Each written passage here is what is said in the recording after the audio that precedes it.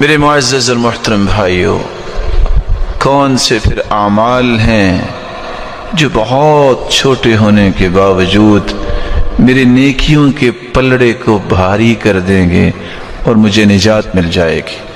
اس سے پہلے یہ سمجھیے کہ وقت آنے والا ہے، اللہ کی طرف سے ایک ترازو لگایا جائے گا، اتنا بڑا ترازو، اتنا بڑا ترازو، لو وضعت السماوات والارض ومن فيهن في كفة لوسعتهن، ساتوں آسمان اور ساتوں زمینیں اگر ایک پلڑے میں قیامت کے دن رکھ دیے جائیں گے تو ایک پلڑا بھی بھرے گا نہیں، اتنا بڑا ترازو۔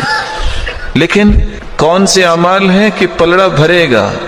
سب سے پہلا عمل التوحید، کلمۃ التوحید، لا الہ الا اللہ، جس توحید کے لیے اللہ عز و جلال نے انبیاء کو بھیجا، جس توحید کے بغیر انسان کی نہ دنیا میں نجات نہ آخرت میں نجات، جس توحید کو عام کرنے کے لیے انبیاء کو مبعوث کیا۔ قیامت کا دن ہوگا، لمبی حدیث ہے، ایک آدمی کی کوئی نیکی نہیں نکلے گی، سوچے گا مارا گیا، اللہ کی طرف سے اس سے کہا جائے گا پریشان نہیں ہونا، ایک نیکی ہمارے پاس تیری ہے۔ اللہ وہ کون سی نیکی ہے؟ فرشتہ اس وقت لے کے آئے گا، کیا لے کے آئے گا؟ ایک بطاقہ، ایک چھوٹا سا کارڈ لے کے آئے گا، اس پہ لکھا کیا ہوگا؟ لا الہ الا اللہ۔ اس بندے نے لا الہ الا اللہ کہا، اس کے تقاضوں کو پورا کیا۔ وہ پھر سوچے گا اتنے گناہوں کے انبار اور لا الہ الا اللہ توحید کا کلمہ، اس کا موازنہ کیسے کریں گے؟ فتوضع البطاقہ فی کفہ وتوضع السجلات فی کفہ، سارے برائیوں کے رجسٹر ایک پلڑے میں، جب اس کارڈ کو دوسرے پلڑے میں رکھا جائے گا تو ساری برائیوں کے وہ رجسٹر اٹھ جائیں گے۔ فطاشت السجلات فلا يثقل مع اسم اللہ شیء، اس کے اس کارڈ کی وجہ سے ہی، اس کلمے کی وجہ سے ہی نیکیوں کا پلڑا بھاری ہوگا اور اللہ اسے جنت میں بھیج۔ میں آپ سے گزارش کروں گا زندگی کے اندر توحید میں کوئی فرق نہ آنے دینا۔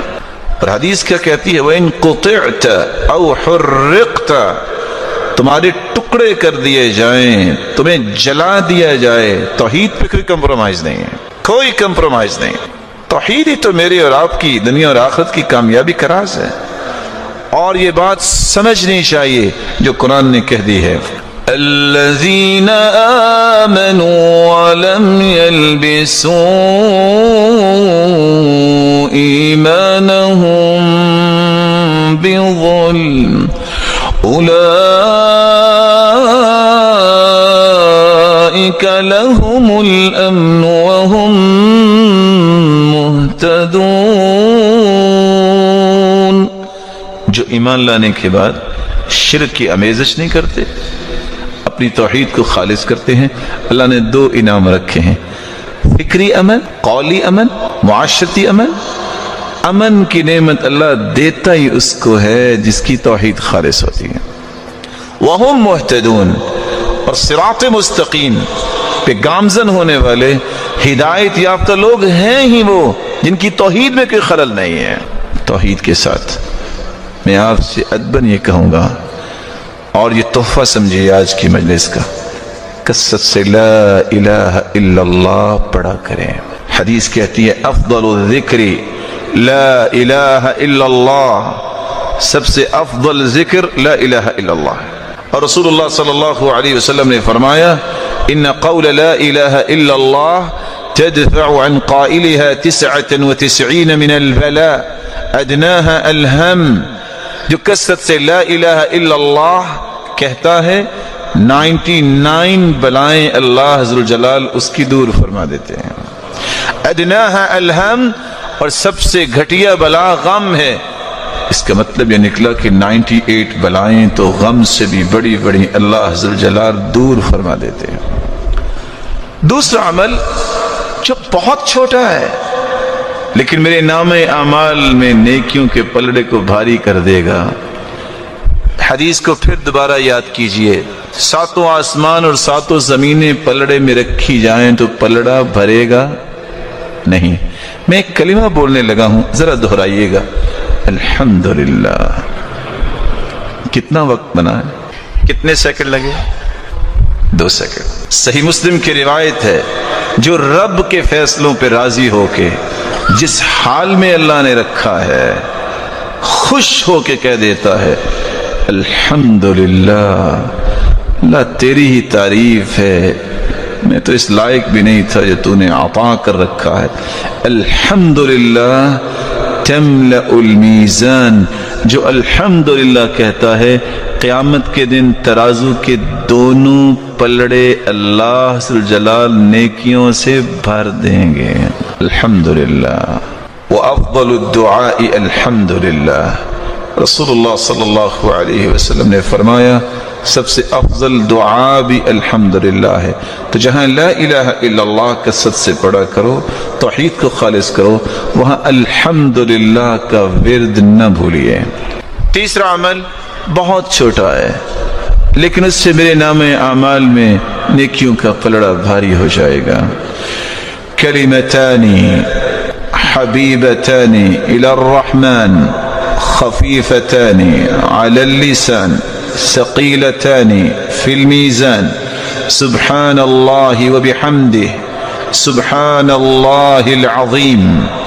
2 کلمات اللہ کو بہت پیارے ہیں، زبان پہ بہت ہلکے ہیں اور قیامت کے دن نام اعمال میں بہت وزنی ہوں گے. کون سے کلمات ہیں؟ سبحان اللہ وبحمدہ سبحان اللہ العظیم. کثرت سے پڑھا کریں. اللہ کے رسول نے فرما دیا، اور صحیح بخاری کی روایت ہے، اللہ کا ذکر یہ انسان کے نام اعمال کو نیکیوں سے بھر دے گا اور دنیا میں بھی سکون ملے گا. الذين آمنوا وتطمئن قلوبهم بذكر الله ألا بذكر الله تطمئن القلوب. اللہ نے ایک انسان کے دل میں سکون رکھا ہے تو اللہ کے ذکر سے ممکن ہے. سبحان اللہ وبحمدہ سبحان اللہ العظیم اگر لمبا ہے آپ اس کو چھوٹا کر سکتے ہو.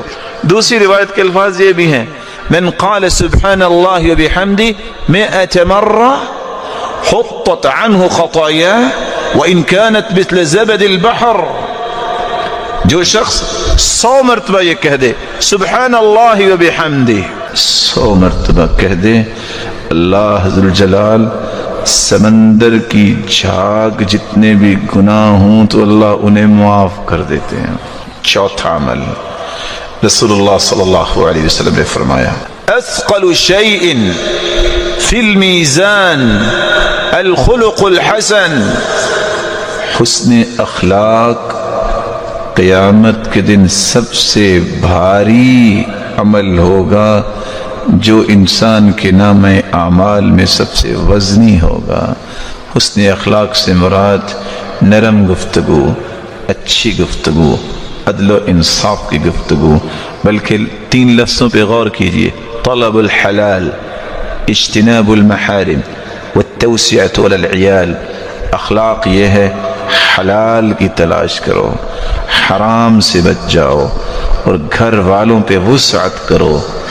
اللہ کے رسول صلی اللہ علیہ وسلم نے اس لیے فرمایا ان من احبکم الی واقربکم منی مجلسا یوم القیامہ احاسنکم اخلاقا. سب سے پیارا وہ ہوگا، سب سے قریب میرے وہ ہوگا قیامت کے دن جس کا اخلاق اچھا ہے. جو شخص حرام کھاتا ہے، جو شخص حلال کی طلب نہیں کرتا، اس کا اخلاق کیا ہے؟ یہ میں بات کیوں کہہ رہا ہوں؟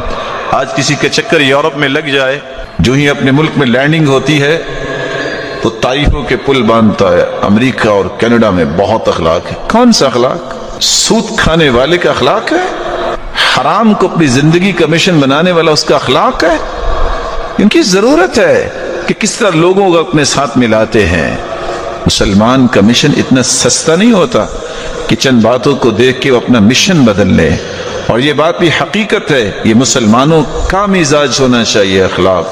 جو اگر کافر بھی لے لے گا تو دنیا میں اس کو بدلہ تو ملتا ہے اس کو بھی، ہاں آخرت میں کچھ نہیں ملے گا، کیونکہ اس نے اللہ اور اس کے رسول پر ایمان کی وہ حقیقت کو سمجھا نہیں اور محمد مصطفیٰ پہ ایمان لایا نہیں ہے۔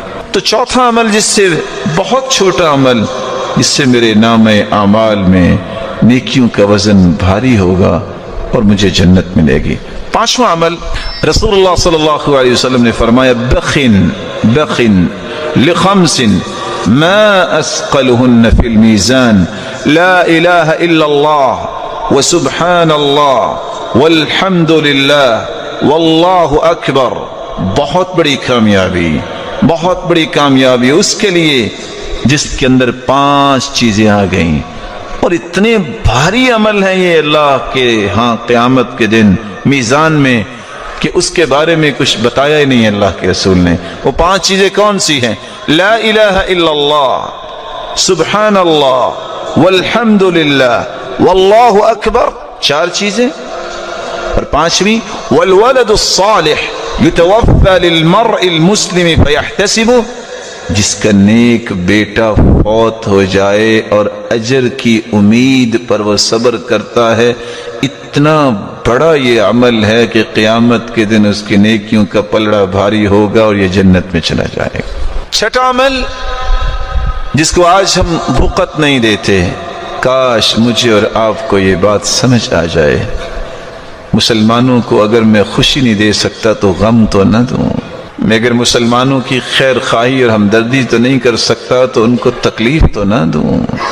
یہی نصیحت سلف کی ہوتی تھی، لیکن اللہ کے رسول کا فرمان ہے من استغفر للمؤمنین والمؤمنات کان له بكل مؤمن ومؤمنة حسنہ، جو شخص صرف اتنا کہہ دیتا ہے اللہم اغفر للمؤمنین والمؤمنات، اللہ مومن مردوں کو معاف کر دے، مومنہ عورتوں کو معاف کر دے۔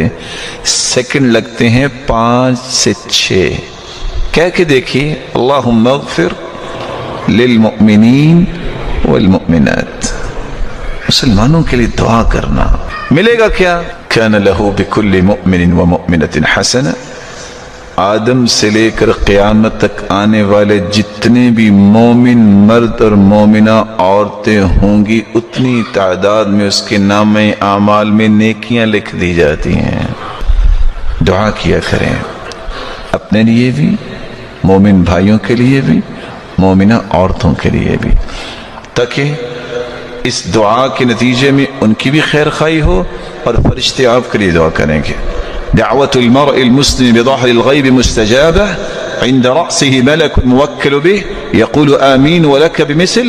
رسول اللہ صلی اللہ علیہ وسلم نے فرمایا جب بندہ کسی کے لیے دعا کرتا ہے وہ سامنے نہیں ہے، اللہ اس کی دعا کو قبول بھی فرماتے ہیں اور ایک فرشتے کو مقرر کرتے ہیں جو آمین کہتا ہے اور ساتھ یہ بھی کہتا ہے اے اللہ آمین میں نے کہہ دی ہے کہ دعا اس کی قبول فرما، اور یہ دعا اس کے حق میں بھی قبول فرما جو دعا کرنے والا ہے۔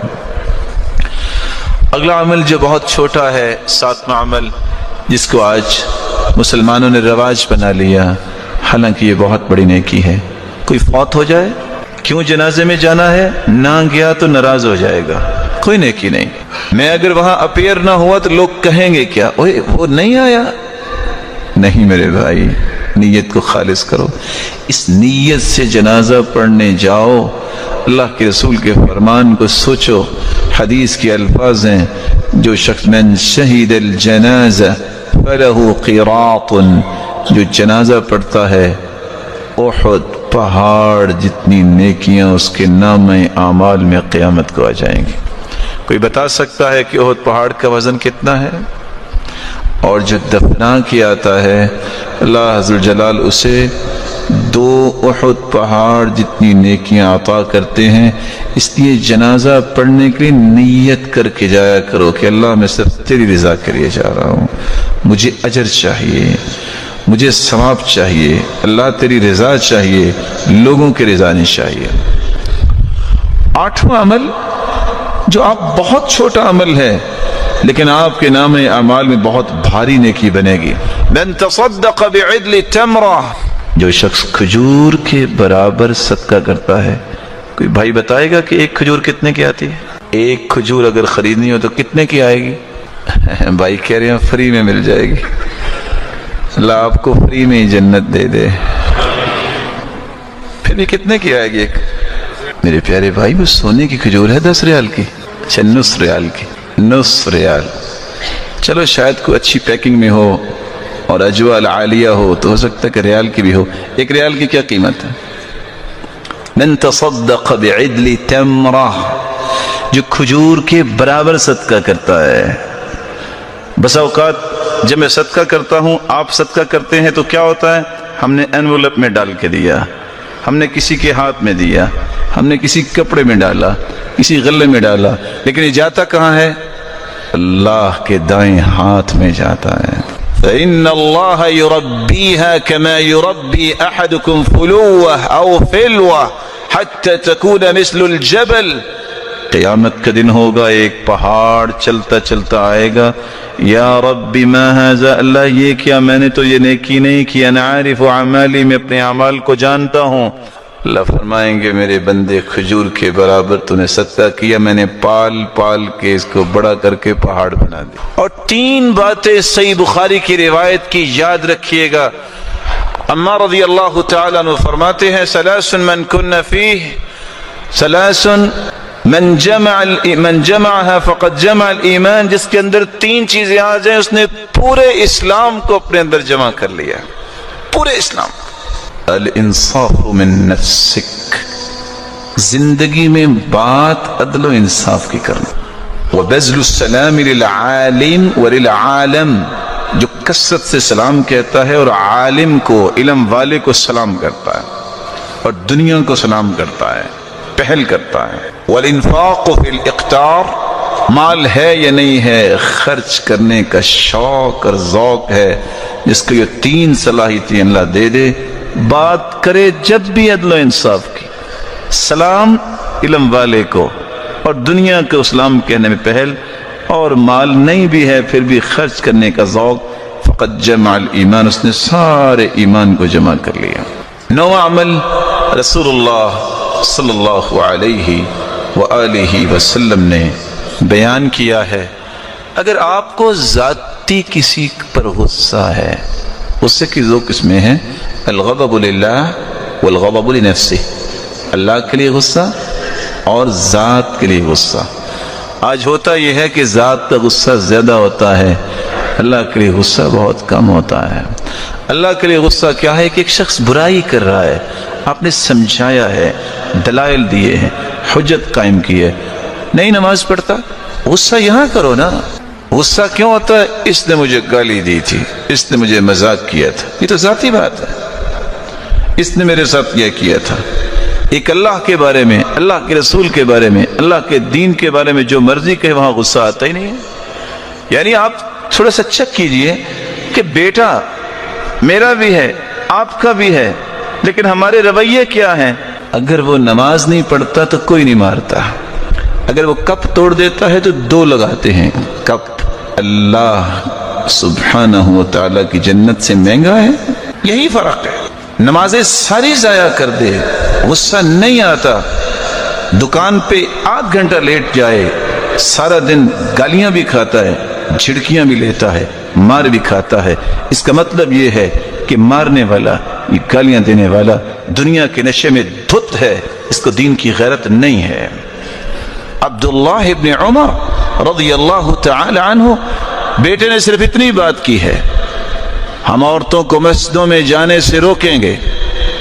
کہا اللہ کے رسول کا فرمان ہے، لا تمنعوا اماء اللہ مساجد اللہ، عورتوں کو مسجدوں میں جانے سے مت روکو۔ وہ عبداللہ ابن عمر جن سے بڑھ کے صحابہ کہتے تھے کوئی سنت کا پابند نہیں، جن کا اخلاق اللہ کے رسول جیسا، ادل صمتا وہدیا، تھپڑ اپنے بیٹے کو اور 2 مہینے تک بات نہیں کی۔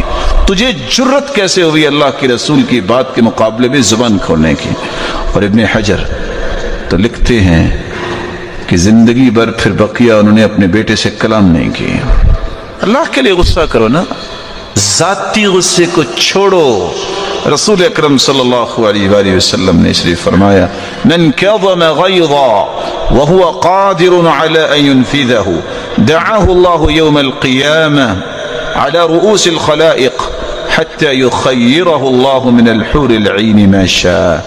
جس کو غصہ آیا ہے اپنے غصے کو نکال بھی سکتا ہے، بدلہ لے بھی سکتا ہے، لیکن کہتا ہے اللہ تیری رضا کے لیے میں معاف کرتا ہوں.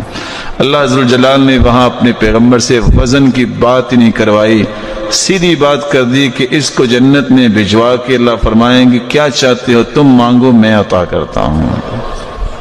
آخری عمل، 10واں عمل جو مجھے اور آپ کو کرنا ہے، رسول اللہ صلی اللہ علیہ وآلہ وسلم کے اس دین کی دعوت کو عام کرنا. ان باتوں کو یاد کیا کریں، ان باتوں کو سمجھ کے اپنے گھر والوں تک پہنچایا کریں، اپنے دوستوں تک پہنچایا کریں. ہو سکتا ہے کہ میری زبان میں وہ تاثیر نہ ہو، اللہ آپ کو اور تاثیر دے اور آپ کی وجہ سے دنیا میں دین اور زیادہ پھیلے. عبداللہ بن عباس یہی کہا کرتے تھے جب کسی نے پوچھا کہ آپ کو چھوٹی عمر میں اتنا مقام اللہ نے کیسے دیا، تو مسکرا کے کہتے ہیں پہلی بات اللہ کی رحمت، دوسری بات اللہ کے رسول کی دعا اللہم علم التأویل فقہ فی الدین، تیسری بات جب میں پڑھانے بیٹھتا ہوں میں دعا کرتا ہوں یا اللہ مجھ سے پڑھنے والوں کو مجھ سے بھی بڑا عالم بنا. میں بھی آپ سے گزارش کروں گا، ہو سکتا ہے جو نیکی آپ سن رہے ہیں سنانے والے کی بات میں اتنی طاقت یا وزن نہ ہو جتنا اللہ آپ کی زبان پہ پیدا کر دے. اپنے رشتہ داروں کو، اپنے دوستوں کو، اپنے تعلق والوں کو اور اپنی کانٹینٹ میں جتنے ہیں ان کو یہ نیکی کی باتیں پہنچایا کرو. ملے گا کیا؟ من دل علی خیر فلہ اجر مثل فاعلی. آپ ایک پیغام دیتے ہیں کسی کو، اگر زندگی جب تک ہے لاکھوں کروڑوں لوگ اس بات کو سن کے عمل کرتے ہیں، سب کو برابر کا اجر تو ملے گا، لیکن ان سب کے برابر آپ کو اللہ سبحانہ و تعالی اکیلے کو اجر عطا کریں گے. آپ اگر دین کے لیے نکلے ہیں اور دین کے لیے نکلتے وقت آپ کے جوتے پہ گرد تو پڑی ہوگی، آپ کے لباس پہ بھی گرد پڑی ہوگی.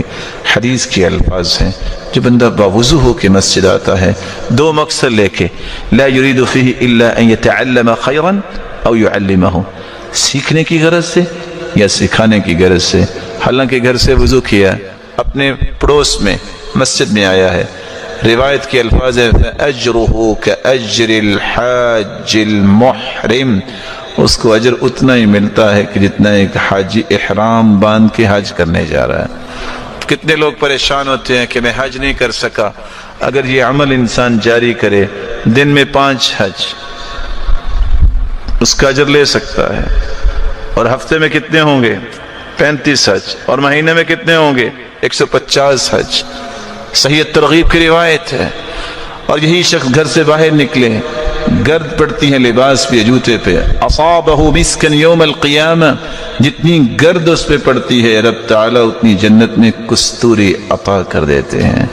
من سلک طریقا یلتمس فیہ علما سہل اللہ لہ بہ طریقا الی الجنہ، جو اس راستے پہ نکلتا ہے کہ میں نے سیکھنا اور سکھانا ہے، اللہ اس کے لیے جنت کا راستہ آسان کر دیتے ہیں. ان الملائکۃ لتضع اجنحتها رضا بما يطلب لطالب العلم رضا بما يطلب.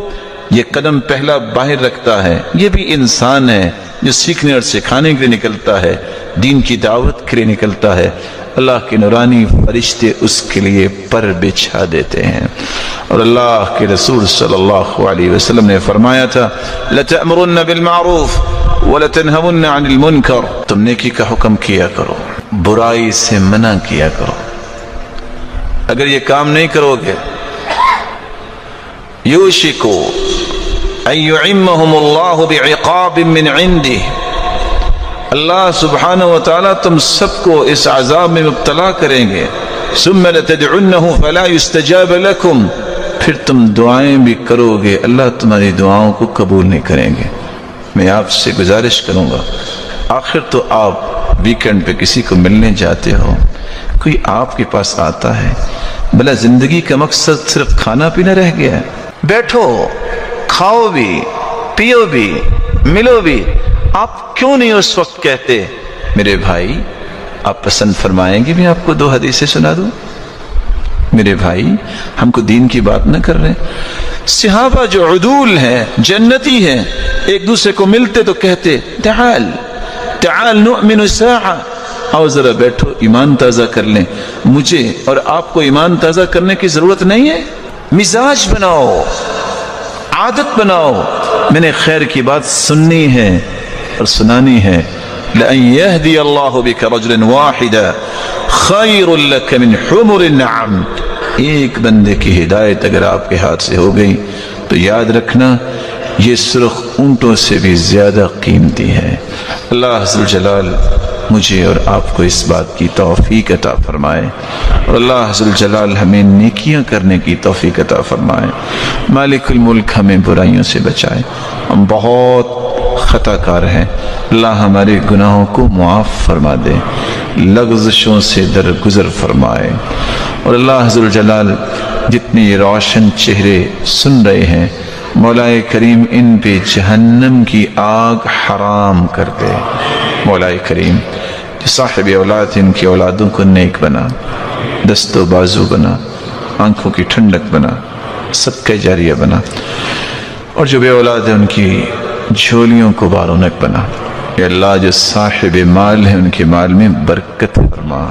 مولا کریم ان کو حاسدوں کی حسد اور شریروں کی شرارت سے بچا. جو بے روزگار ہیں اللہ ان کو تونگر بنا دے. تیرے خزانے بہت وسیع ہیں. جو مقروض ہے ان کو غیبی خزانوں سے مدد فرما. اللہ سب کے لیے آسانیاں فرما دے. مولا کریم سب کو توکل اور یقین نصیب فرما دے. مولا کریم جس طرح تیرے گھر میں جمع ہیں سب کو والدین، اولادوں، رشتہ داروں کے ساتھ جنت الفردوس میں اپنے محبوب کی رفاقت نصیب فرما اور اپنے دیدار کا مستحق بنا. وآخر دعوانا ان الحمد للہ. اللهم أهله علينا بالأمن والإيمان والسلامة والإسلام. ربی و ربک اللہ. چاند کو دیکھ کے یہ دعا پڑھو. یکم محرم 7 ہجری کو رسول اللہ صلی اللہ علیہ وسلم نے مختلف بادشاہوں اور امراء کو خط لکھے، دین کی دعوت دی. اس مقدس مہینے کا ابتدا اللہ کے دین کی دعوت سے شروع کرو. میں نے اپنے گھر والوں کو دعوت دینی ہے، اپنے خاندان کو دعوت دینی ہے، اپنے دوستوں کو دعوت دینی ہے، اپنے تعلق والوں کو دعوت دینی ہے، اپنے پڑوسیوں کو دعوت دینی ہے، اور ان کو بھی دعوت دینی ہے جو آپ کے مخالف ہیں. اخلاق سے، نرمی سے، احترام سے. رسول اللہ صلی اللہ علیہ وسلم نے اسی مہینے کی ابتدا میں ہی دین کی دعوت یکم محرم کو ہی بادشاہوں کو خط لکھے تھے. تاریخ بتاتی ہے یکم محرم ہی تھا جب اناطولیہ نے ترکمان سردار عثمان خان کی تخت نشینی سے سلطنت عثمانیہ کی ابتدا ہوئی. مسلمانوں آج وقت ہے. الکفر ملت واحدہ. کفر سب کا سب ایک کفر ہے. کوئی یورپین ہو، کوئی برٹش کہلاتا ہے، کوئی الگ سے بلاک بنائے بیٹھا ہے، لیکن مسلمانوں کے سارے دشمن ہیں. وہ مسلمانوں کو کچلنے کے لیے اکٹھے ہیں. دولت عثمانیہ، سلطنت عثمانیہ جب تک رہی، مسلمانوں کا یہ بلاک کتنا پاورفل تھا. یکم محرم کو یہ کچھ ہوا.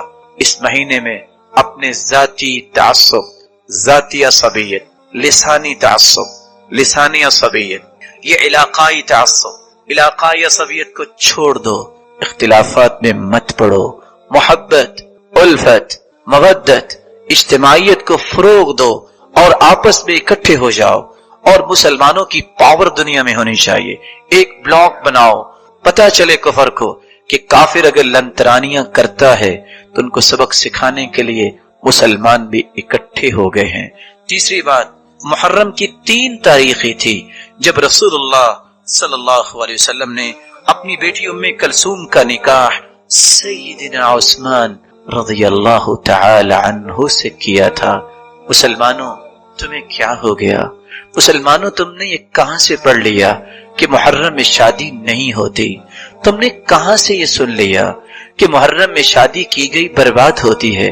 ارے رسول اللہ صلی اللہ علیہ وسلم کی پیاری بیٹی ام کلثوم کی شادی تو 3 محرم کو ہو، اور ایک مسلمان محرم آنے سے پہلے پہلے اس انداز سے شادیاں کرے کہ اگر محرم میں چلا گیا تو بنے گا کیا؟ دشمن کے وار کو پہچانیے، دشمن کی چال کو پہچانیے۔ یہ مقدس مہینہ تو یہ بتاتا ہے کہ اگر اللہ کے رسول کی بیٹی کا نکاح ہوا ہے تو تمہیں بھی اپنی شادیوں، اپنے خوشی کے پہلوؤں کو اس مہینے میں اختیار کرنا چاہیے کہ یہ ایسا مہینہ ہے جس میں اللہ کے رسول صلی اللہ علیہ وسلم نے اپنی بیٹی کا نکاح کیا تھا۔ چوتھی بات، محرم 17 ہجری میں سیدنا عمر فاروق رضی اللہ تعالیٰ عنہ کے دور خلافت میں سیدنا سعد بن ابی وقاص نے شہر کوفہ کی بنیاد رکھی تھی۔ مسلمانوں، اپنے آپ کو اتنا لیزی کیوں بنا رکھا ہے؟ سوچ کو کریٹو تھنکنگ کی طرف لے جاؤ، انڈکٹیو تھنکنگ آپ کے اندر ہونی چاہیے۔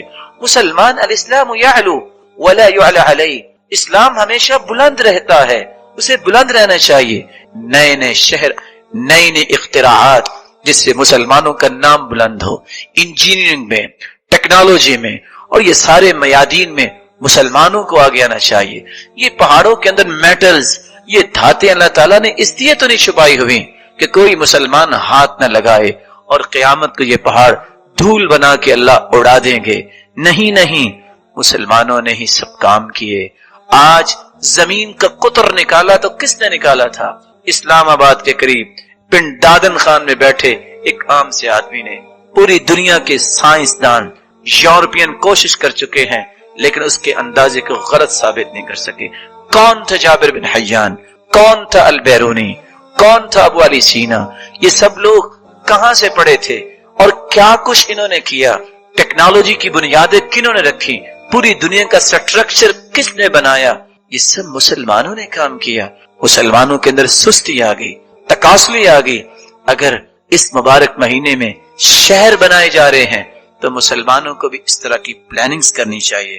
رسول اللہ صلی اللہ علیہ وسلم کے اس لائے ہوئے دین کو سمجھنے والوں نے کیا کیا؟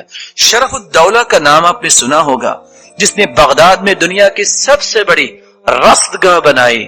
آج مسلمانوں کے بھی ایسی کریٹو تھنکنگ کو امپروو کرنا چاہیے اور میدان عمل میں اتر کے بتانا چاہیے، میں ہوں مسلم، میں ہوں مسلم حرم کی پاسبانی کے لیے اور میں ہر میدان میں آگے نکلنے والا ہوں۔ یہ وہ مقدس مہینہ ہے۔ محرم کے مہینے میں سیدنا عمر بن عاص رضی اللہ تعالی عنہ نے فسطاط نامی شہر آباد کیا اور اسکندریہ کی بجائے مصر کا دارالحکومت قرار دیا۔ مسلمانوں کو اپنے دارالخلافہ، اپنے شہروں کو اپڈیٹ کرنا چاہیے، اپنے ملکوں کو کافرانہ نظام سے پاک کر کے کتاب و سنت کی روشنی میں ترتیب دینا چاہیے۔ کوئی کمی ہے، اس کمی کی جگہ اچھائی کو لانا چاہیے۔ یہ محرم کا ہی مہینہ تھا۔ زکوٰۃ کی وصولی کے لیے رسول اللہ صلی اللہ علیہ وسلم نے زکوٰۃ وصول کرنے کے لیے باقاعدہ ٹیمیں بنا کے روانہ کی تھی۔ مسلمانوں، آج گداگری کتنی عام ہو گئی، کتنے پروفیشنل بیگرز ہیں۔ یہ فقیری کو دور کرنے کے لیے زکوٰۃ کے سسٹم کو مضبوط کرو، بیت المال بناؤ۔ وقف کا جو کرشمہ اللہ تعالیٰ نے دکھایا صحابہ کے ذریعے، کوئی ایسا صحابی نہیں تھا اس کے پاس مال ہو اور اس نے وقف نہ کیا ہو۔ ان اوقاف سے ہی دین کے کام چلتے تھے۔ کوئی اپنا گھوڑا وقف کر رہا ہے، کوئی بلڈنگ وقف کر رہا ہے، کوئی گھر وقف کر رہا ہے، اور عمر جیسے اپنی زمین وقف کر رہے ہیں، کوئی اپنی تلواریں وقف کر رہا ہے۔ یہ صحابہ کے اعمال تھے۔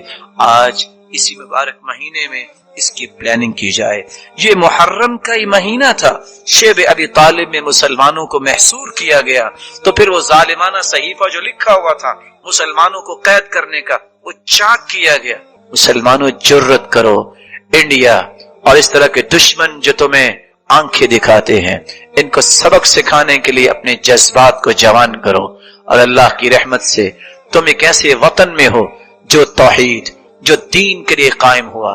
تمہارے پاس ایسی اللہ تعالیٰ نے پیاری اور قیمتی فوج رکھی ہے جو دشمن کے دان توڑنے کے لیے کافی ہے، اور دشمن کو سبق سکھانے کے لیے کبھی بھی کوئی وقت ضائع نہیں کرتی۔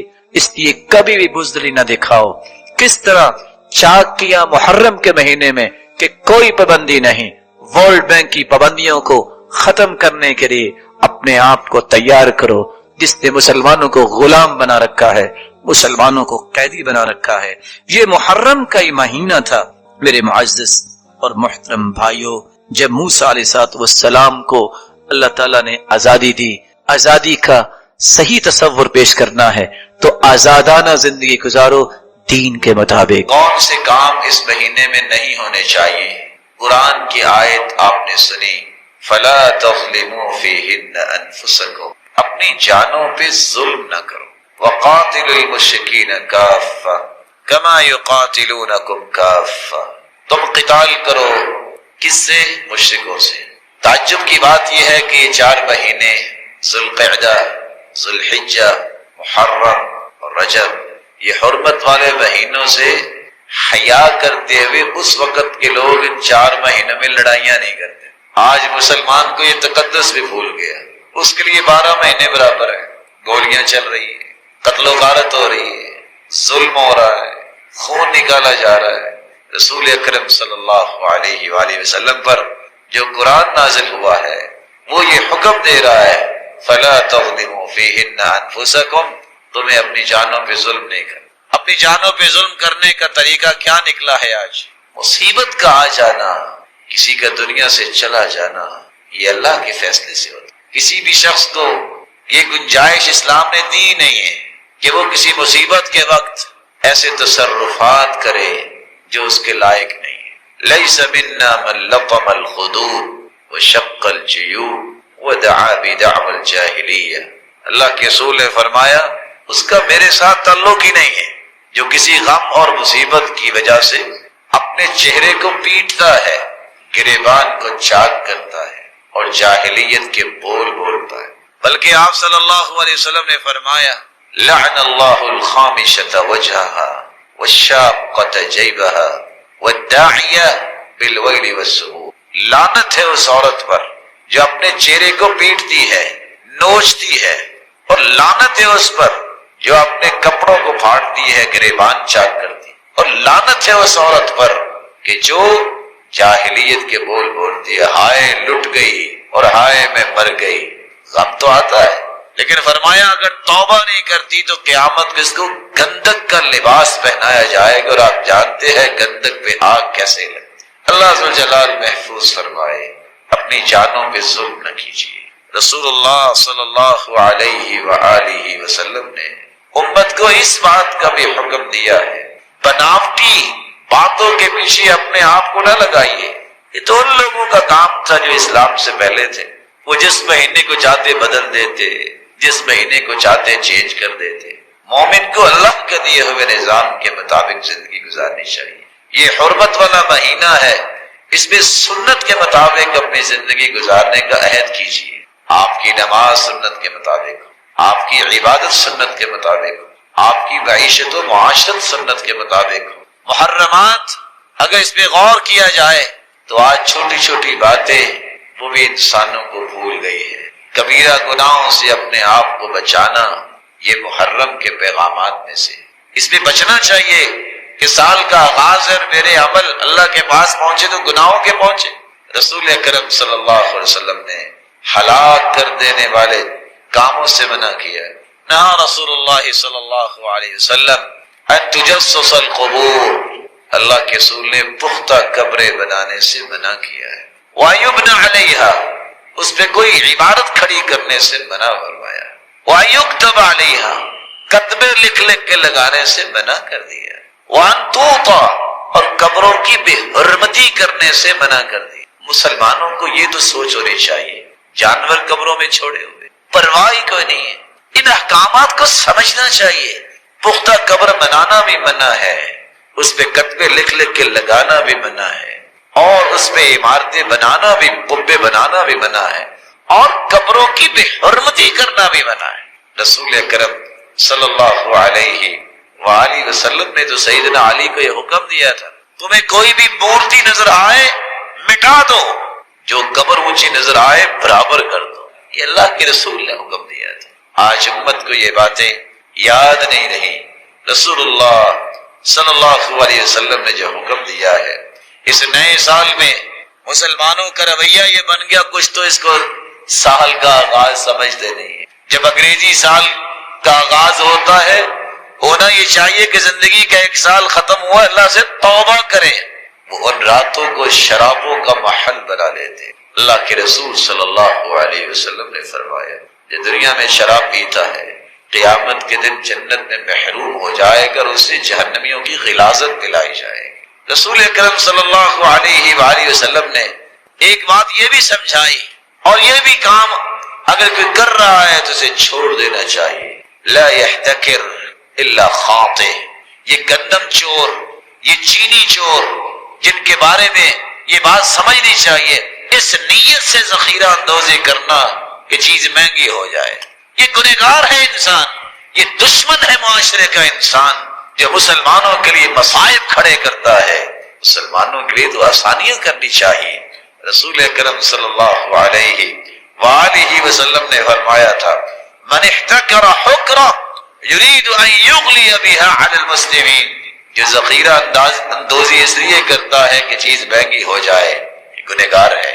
ایسے چیزوں سے رک کر حلال تجارت، صحیح اسلامی تجارت کو فروغ دینا چاہیے، اور یاد رکھنا چاہیے التاجر المسلم الصدوق، جو تاجر ہو، مسلمان ہو، سچ بولنے والا ہو، قیامت کے دن یہ انبیاء کی صف میں ہو۔ رسول اکرم صلی اللہ علیہ وآلہ وسلم نے منع کیا ہے کسی کو دھوکہ دینے کے لیے، صرف تنگ کرنے کے لیے بولی بڑھا دینا کتنا بڑا گناہ ہے۔ اس لیے ناجس جو ہے، نجس کرنے والا، اس کو سودی کہا ہے۔ یہ جو کھڑے ہوتے ہیں اور آپس میں ملی بھگت ہوتی ہے کہ فلاں کو خریدنے نہیں دینا، یہ پلاٹ نہیں خریدنے دینا، یہ پھل آیا ہے منڈی میں خریدنے نہیں دینا، اور بولی بڑھانی ہے تو صرف اس نیت سے بڑھانی ہے کہ کوئی خرید نہ سکے، بعد میں خود لے لے۔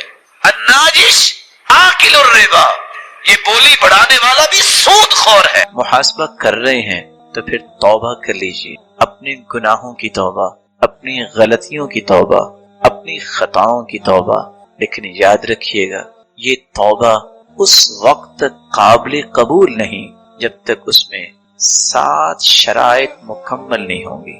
سب سے پہلی شرط اخلاص۔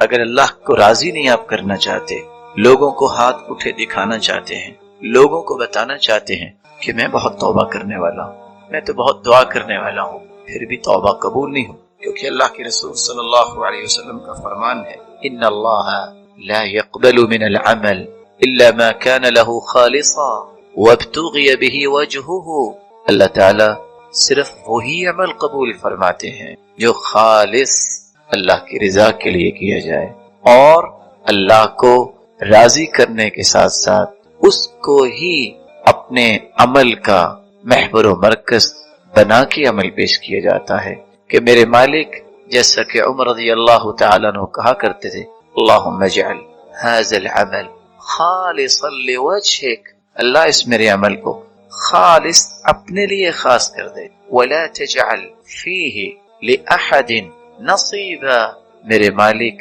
میرے اس عمل میں دنیا میں سے کسی کا حصہ نہ رکھنا، 100% اپنی رضا کے لیے اس عمل کو قبول فرما لے۔ دوسری بات، جب تک کوئی شخص بدعت میں ملوث ہے، بدعات کا مرتکب ہے، بدعات ایسا پہلو جس کو قرآن نے بیان نہیں کیا، کسی حدیث نے بیان نہیں کیا، موقع تھا، اسباب تھے، لیکن اللہ کے رسول نے وہ کام نہیں کیا، صحابہ نے نہیں کیا، اس کام کو دین بنا کے، نیکی سمجھ کے، عمل صالح سمجھ کے، اللہ کا قرب سمجھتے، عبادت سمجھ کے، ریاضت سمجھتے، خیر خواہی سمجھ کے دین میں شامل کر دیا جائے، یہ بدعت ہے۔ اور حدیث یہ کہتی ہے ان اللہ احتجر التوبہ عن کل صاحب بدعہ، لوگوں اللہ تعالیٰ نے توبہ قبول نہیں کرنی اس شخص کی جو شخص بدعتی ہے۔ 1699 نمبر صحیح الجامع کی روایت اور 162 نمبر سلسلہ صحیحہ کی یہ روایت پیغام دیتی ہے مسلمانوں کو، مسلمانوں توبہ قبول کروانا چاہتے ہو بدعت کو چھوڑ دو۔ من عمل عملا لیس علیہ امرنا فہو رد، جس شخص نے کائنات کا کوئی بھی فرد کوئی بھی عمل کرے اگر وہ سنت کے موافق نہیں، حدیث کے موافق نہیں، رسول اللہ صلی اللہ علیہ وسلم جو ذات کے اعتبار سے بھی اعلیٰ، بات کے اعتبار سے بھی اعلیٰ، عمل کے اعتبار سے بھی بے مثال، جب تک ان کے طریقے کے مطابق عمل نہیں ہوگا فهو رد ای مردود، وہ مردود ہے، اس کی کوئی قیمت نہیں، وہ اللہ کے ہاں شرف قبولیت سے نوازا نہیں جائے گا۔ بلکہ صحیح بخاری اور صحیح مسلم کی روایت ہے، من احدث فی امرنا هذا ما ليس منه فهو رد، جس نے قرآن و حدیث سے ہٹ کر کسی نئی چیز کو دین میں شامل کر دیا، وہ اللہ کے ہاں قابل قبول نہیں، مردود ہے۔ اور ایک چوتھی روایت کے الفاظ ہے، ان اللہ احتجب التوبہ عن كل صاحب بدعہ حتی یدعها، جب تک انسان بدعت کو چھوڑ نہیں دیتا، ساری زندگی عبادت کرتا رہے، اس کی توبہ کو قبول نہیں کیا جائے گا۔ تو پہلی شرط، جب تک اخلاص نہ ہو، جب تک بدعت کو چھوڑا نہیں جائے گا، توبہ قبول نہیں ہو۔ توبہ کی قبولیت کی تیسری شرط، رسول اللہ صلی اللہ علیہ وسلم نے فرمایا، ان العبد اذا اعترف ثم تاب تاب اللہ علیہ، بندہ جب اعتراف کرتا ہے، کس کے سامنے؟ اللہ کے سامنے۔ اقرار کرتا ہے، کس کے سامنے؟ اللہ کے سامنے۔ میرے مالک، میں اعتراف کرتا ہوں، میں اقرار کرتا ہوں، مجھ سے یہ گناہ ہوا، مجھ سے یہ غلطی سرزد ہوئی، میں خطا کار ہوں، یہ اعتراف اللہ کو پسند آتا ہے، اللہ اس کی توبہ کو قبول فرماتے۔ چوتھی شرط، پھر اپنے گناہ پہ شرمندہ بھی ہو، نادم بھی ہو، پریشان بھی ہو۔ رسول اللہ صلی اللہ علیہ وسلم نے فرمایا، صحیح الجامع کی 1233 نمبر روایت ہے، فَإِنَّ التَّوْبَةَ النَّدَمُ، توبہ ہے ہی شرمندگی کا نام۔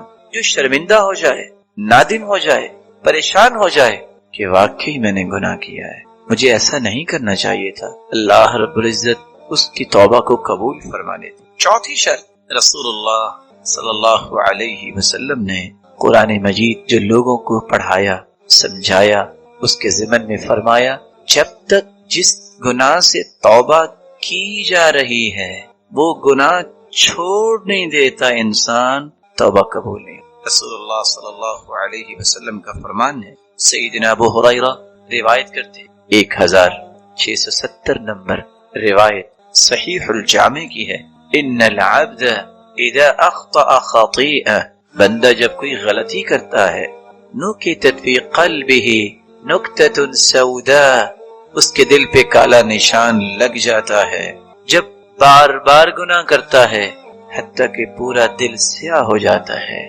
لیکن اگر اس کے اندر اتنی صلاحیت آ جائے کہ وہ گناہ کرنے کے بعد فَإِنْ هُوَ نَزَعَ، اگر وہ گناہ کرنا چھوڑ دے، وَتَابَ، توبہ کر لے، وَاسْتَغْفَرَ، اور استغفار کر لے، سُقِلَ قَلْبُ، اللہ اس کے سیاہ دل کو دوبارہ سفید بنا دیتے ہیں۔ تو اخلاص توبہ کی قبولیت کی پہلی شرط، بدعت کو چھوڑنا دوسری شرط، اعتراف اور اقرار کرنا اور شرمندہ ہونا تیسری شرط، اور چوتھی شرط یہ ہے کہ انسان اس گناہ کو چھوڑ دے جس گناہ کی توبہ کر رہا ہے، اور پانچویں شرط وعدہ کرے، اے اللہ میں آئندہ نہیں کروں گا، عزم مصمم کرے، میں آئندہ نہیں کروں گا۔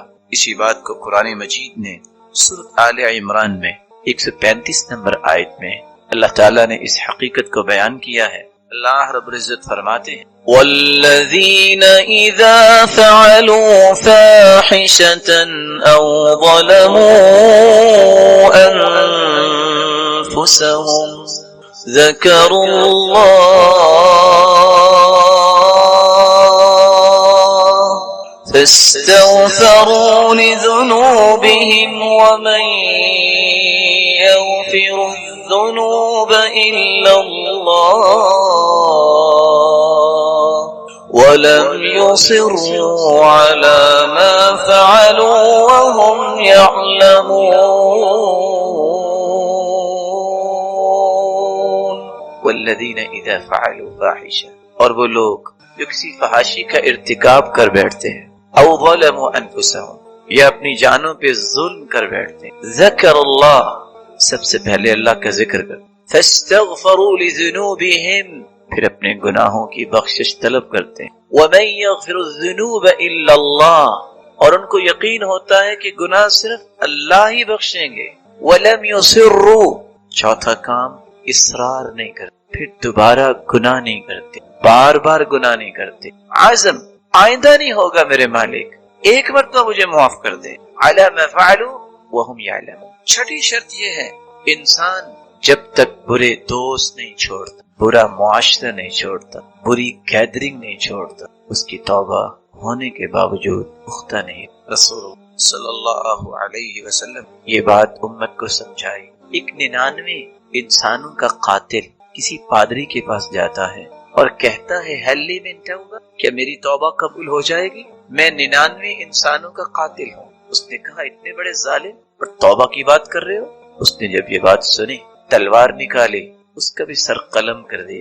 100 کا قاتل